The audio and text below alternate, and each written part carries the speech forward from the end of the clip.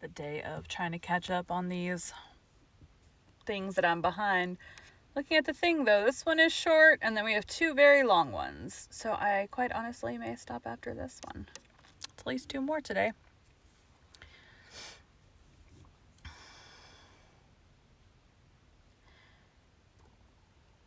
My stomach's making a noise. Now there's static. Today we'll be continuing Little Women by Louisa May Alcott. 27. Literary Lessons. Fortune smiled upon Jo and dropped a good luck penny in her path. Not a golden penny exactly, but I doubt if 500,000 would have given more real happiness than did the little sum that came to her in this wise. Every few weeks she would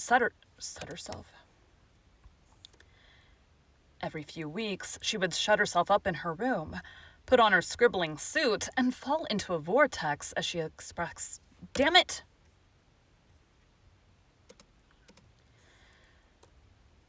Put on her suit.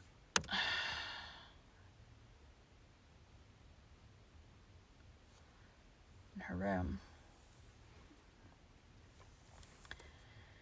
Put on her scribbling suit and fall into a vortex, as she expressed it, writing away at her novel with all her heart and soul, for till that was finished she could find no peace.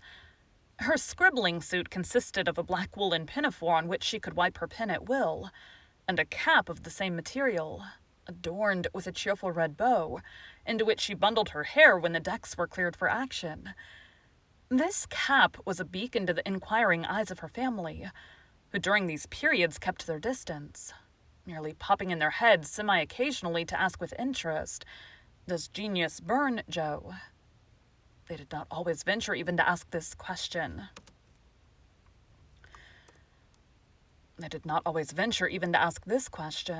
but took an observation of the cap and judged accordingly. If this expressive article of dress was drawn low upon the forehead, it was a sign that hard work was going on. In exciting moments, it was pushed Damn it! This has to be the last chapter, because this is frustrating as... Ugh.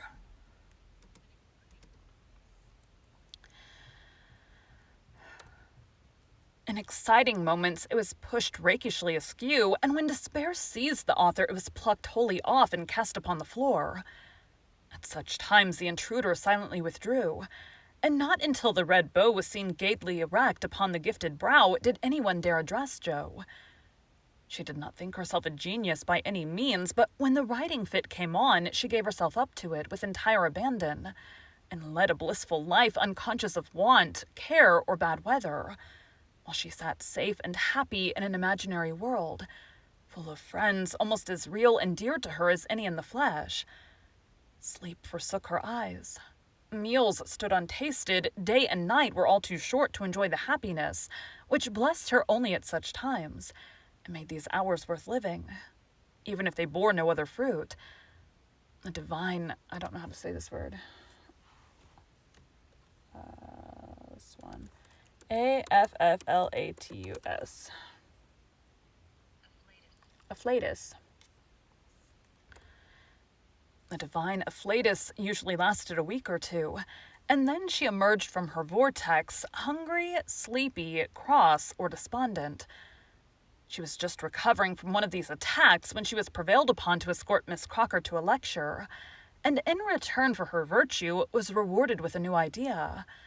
It was a people's course, the lecture on the pyramids, and Jo rather wondered at the choice of such a subject for such an audience, but took it for granted that some great social evil would be remedied or some great want supplied by unfolding the glories of the pharaohs to an audience whose thoughts were busy with the price of coal and flour, and whose lives were spent in trying to solve harder riddles than that of the Sphinx. They were early, and while Miss Crocker set the heel of her stocking, Jo... Airplane. 3 new texts. Check that while the airplane flies overhead.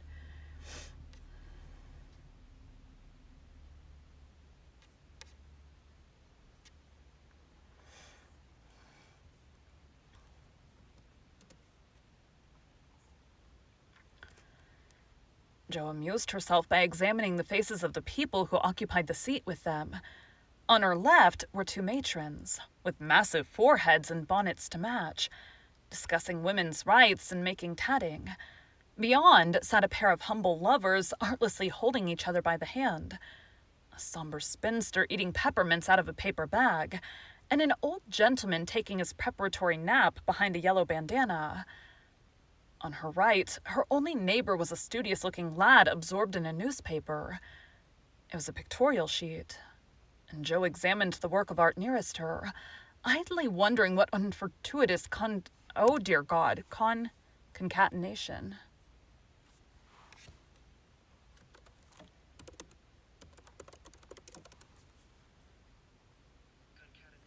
Concatenation.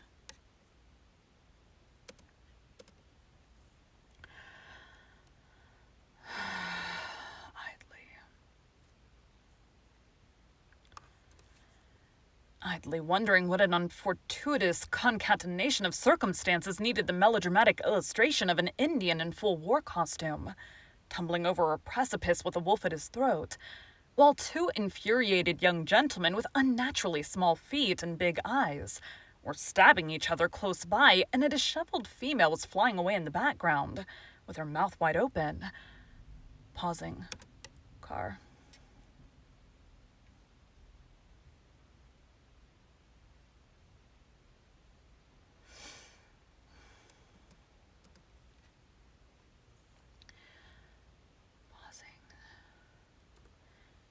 Pausing to turn a page, the lad saw her looking and with boyish good nature offered half his paper, saying bluntly, "Want to read it? That's a first-rate story." Jo accepted it with a smile, for she had never outgrown her liking for lads and soon found herself involved in the usual labyrinth of love, mystery, and murder, for the story belonged to that class of light literature in which the passions have a holiday, and when the author's invention fails, a grand catastrophe clears the stage for one half the dramatis persona, leaving the other half to exult over their downfall. "Prime, isn't it?" asked the boy, as her eye went down to the last paragraph of her portion. "I think you and I could do as well as that if we tried," returned Jo, amused at his admiration of the trash.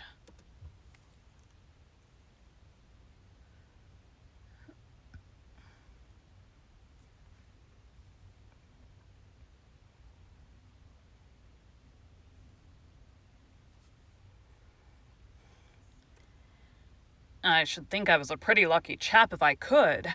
She makes a good living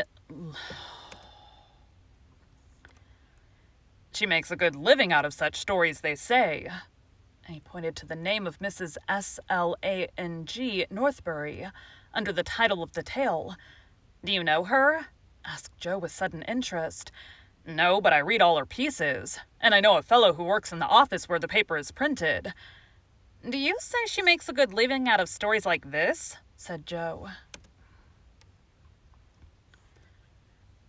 And Jo looked more respectfully at the agitated group and thickly sprinkled exclamation points that adorned the page. "Guess she does. She knows just what folks like and gets paid well for writing it." Here the lecture began. But Jo heard very little of it, for while Professor Sands was prosing away about Belzoni, chops, scarabaei, and hieroglyphics, she was covertly taking down the address of the paper and boldly resolving to try for the $100 prize offered in its columns, for a sensational story. By the time the lecture ended and the audience awoke, she had built up a splendid fortune for herself, not the first founded upon paper, and was already deep in the concoction of her story, being unable to decide whether the duel should come before the elopement or after the murder. She said nothing of her plan at home, but fell to work next day, much to the disquiet of her mother, who always looked a little anxious when genius took to burning. Jo had never tried this style before, contenting herself with very mild romances for the Spread Eagle. Her theatrical experience and miscellaneous reading were of service now, for they gave her some idea of the dramatic effect, and supplied plot, language, and costumes. Her story was as full of desperation and despair as her limited acquaintance with those uncomfortable emotions enabled her to make it. Having located it in Lisbon, she wound up with an earthquake as a striking and appropriate denouement. The manuscript was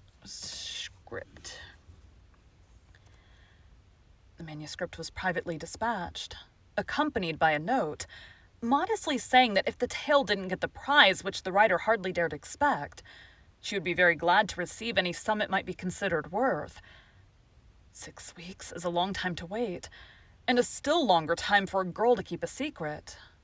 But Jo did both, and was just beginning to give up all hope of ever seeing her manuscript again, when a letter arrived which almost took her breath away.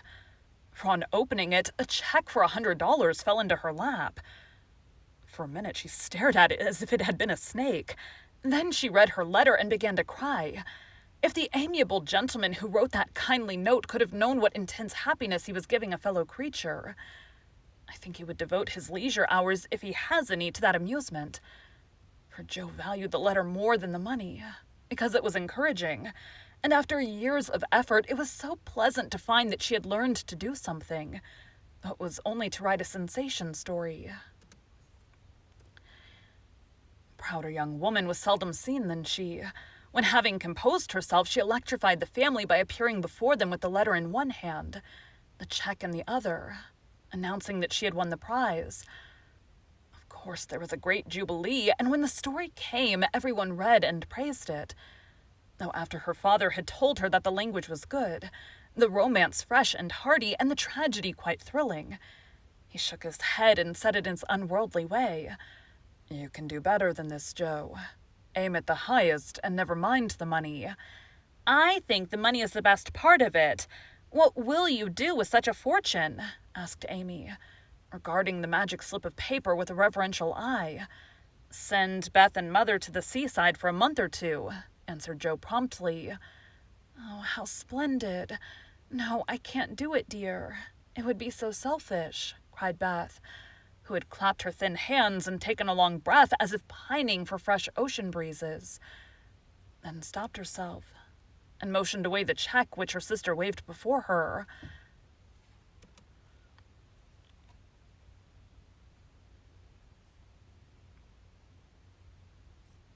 There's an airplane or something.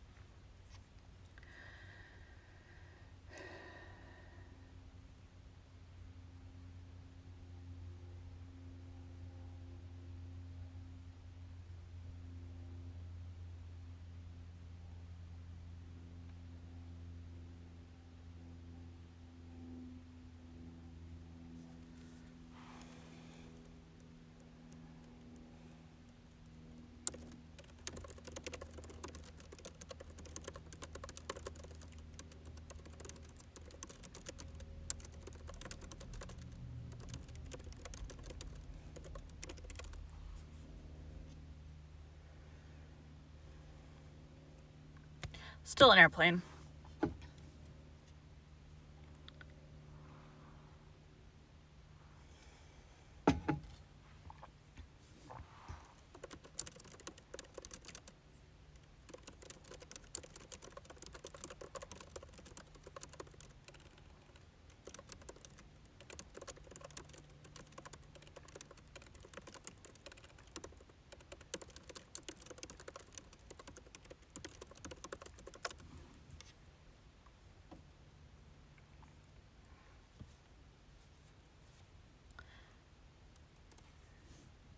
But you shall go. I've set my heart on it. That's what I tried for, and that's why I succeeded. I never get on when I think of myself alone, so it will help me to work for you. Don't you see? Besides, Marmee needs the change, and she won't leave you, so you must go. Won't it be fun to see you come home plump and rosy again? Hurrah for Dr. Jo, who always cures her patients. To the seaside they went. After much discussion, and though Beth didn't come home as plump and rosy as could be desired, she was much better, while Mrs. March declared she felt 10 years younger. So Jo was satisfied with the investment of her prize money, and fell to work with a cheery spirit bent on earning more of those delightful checks. She did earn several that year, and began to feel herself a power in the house, for by the magic of a pen her rubbish turned into comforts for them all. The Duke's daughter paid the butcher's bill. A phantom hand put down a new... A phantom hand put down a new carpet, and the curse of the coven trees proved the blessing of the marches in the way of groceries and gowns. Well, this is certainly a most desirable thing, but poverty has its sunny side, and one of the sweet uses of adversity is the genuine satisfaction which comes from hearty work of head or hand. And to the inspiration of necessity we owe half the wise, beautiful, and useful blessings of the world. Jo enjoyed a taste of this satisfaction, and ceased to envy richer girls, taking great comfort in the knowledge that she could supply her own wants, and need ask no one for a penny. Little notice was taken of her stories, but they found a market, and encouraged by this fact, she resolved to make a bold stroke for fame and fortune. Having copied her novel for the 4th time, read it to all her confidential friends, and submitted it with fear and trembling to 3 publishers, she at last disposed of it, on condition that she would cut it down 1/3, and omit all the parts which she particularly admired. Now I must either bundle it back into my tin kitchen to mold, pay for printing it myself, or chop it up to suit purchasers, and get what I can for it. Fame is a very good thing to have in the house, but cash is more convenient, so I wish to take the sense of the meeting on this important subject, said Jo, calling a family council. Who's talking? Her father. Don't spoil your book, my girl, for there's more in it than you know, and the idea's well worked out. Let it wait and ripen, was her father's advice, and he practiced as he preached, having waited patiently 30 years for fruit of his own to ripen, and being in no haste to gather it. Phone call from a number I don't know. And being in no haste to gather it even now, when it was sweet and mellow. It seems to me that Jo will profit more by making the trial than by waiting, said Mrs. March. Criticism is the best test of such work, for it will show her both unsuspected merits and faults, and help her to do better next time. We are too partial, but the praise and blame of outsiders will prove useful, even if she gets but little money. Yes, said Jo, knitting her brows. That's just it. I've been fussing over the thing so long, I really don't know whether it's good, bad, or indifferent. It'll be a great help to have cool, impartial persons take a look at it and tell me what they think of it. I wouldn't leave out a word of it. You'll spoil it if you do, for the interest of the story is more in the minds than in the actions of the people, and it will be all a muddle if you don't explain as you go on, said Meg, who firmly believed that this book was the most remarkable novel ever.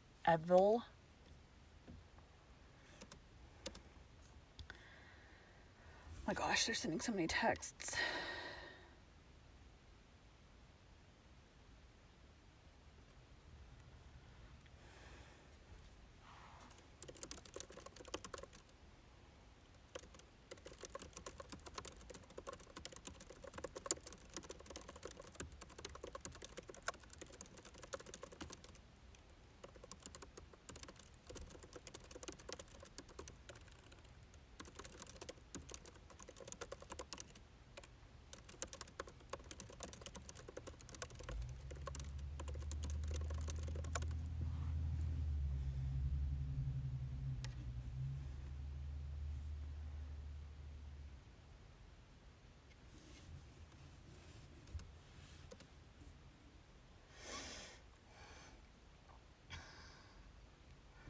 Contacts finding our TikTok is the current. I have one for the podcast, but I also have ones for the audiobooks that I do, and the two are not connected. I use 2 different pseudonyms, Bree Carlile, obviously, and then I have another one that I use for most of my narrating work that I'm also doing other stuff under.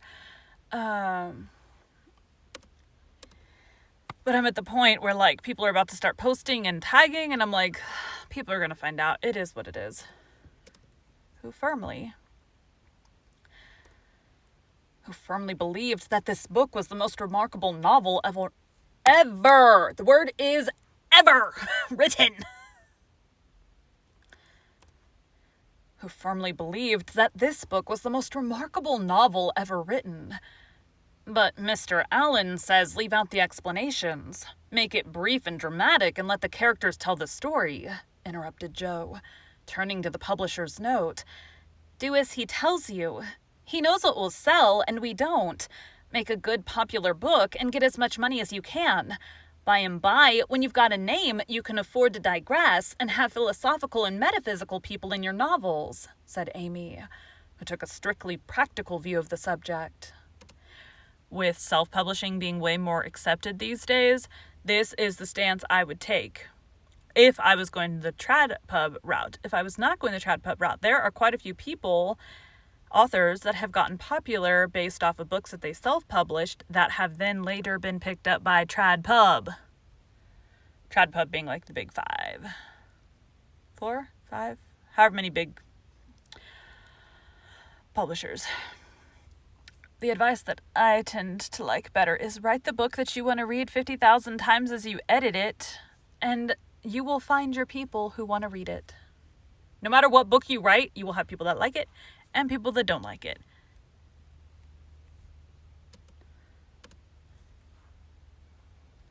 If the point is to get it into stores, though, then you do have to go with what they think sells. Well, said Joe, laughing, if my people are philosophical and metaphysical, it isn't my fault, for I know nothing about such things except what I hear Father say sometimes. If I've got some of his wise ideas jumbled up with my romance, so much the better for me. Now, Beth, what do you say?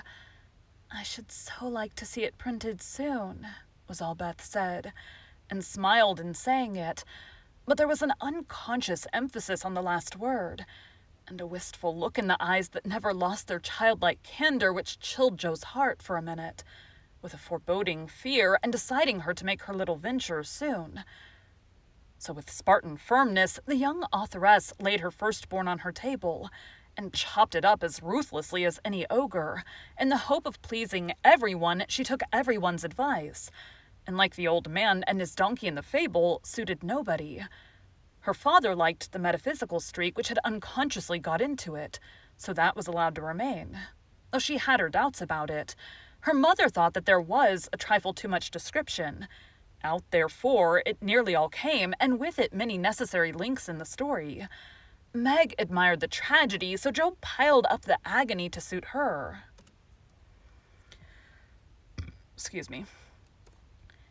While Amy objected to the fun, and with the best intentions in life, Joe quenched the sprightly scenes which relieved the somber characters of the story.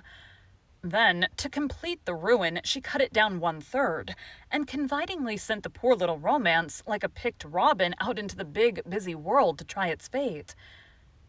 Well, it was printed, and she got $300 for it. Likewise, plenty of praise and blame, both so much greater than she expected that she was thrown into a state of bewilderment, from which it took her some time to recover. You said, Mother, that criticism would help me.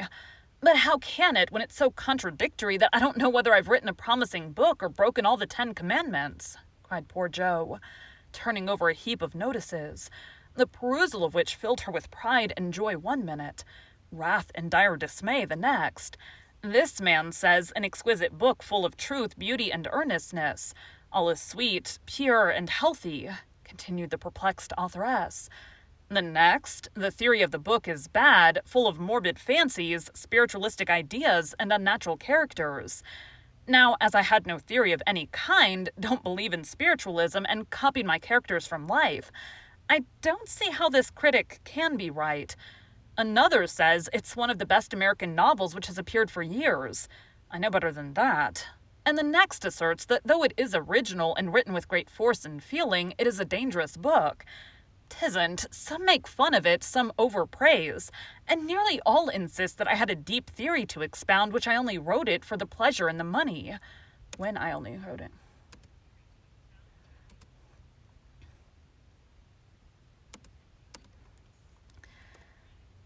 And nearly all, where am I on this page? And nearly all insist that I had a deep theory to expound when I only wrote it for the pleasure and the money. I wish I'd printed it whole or not at all, for I do hate to be so misjudged.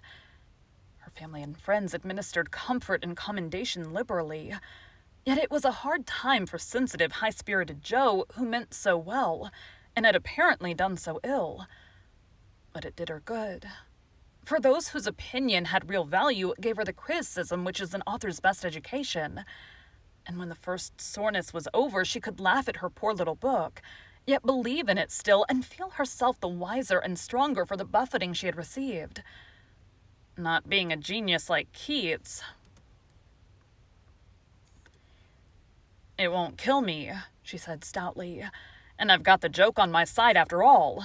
For the parts that were taken straight out of real life are denounced as impossible and absurd, and the scenes that I made up out of my own silly head are pronounced charmingly natural, tender, and true. So I'll comfort myself with that, and when I'm ready, I'll up again and take another." Thank you for joining Bite at a Time Books today, while we read a bite of one of your favorite classics. Again, my name is Bree Carlile, and I hope you come back tomorrow for the next bite of Little Women. 2 out of 5 is not good odds, but I'm done. Thanks, guys.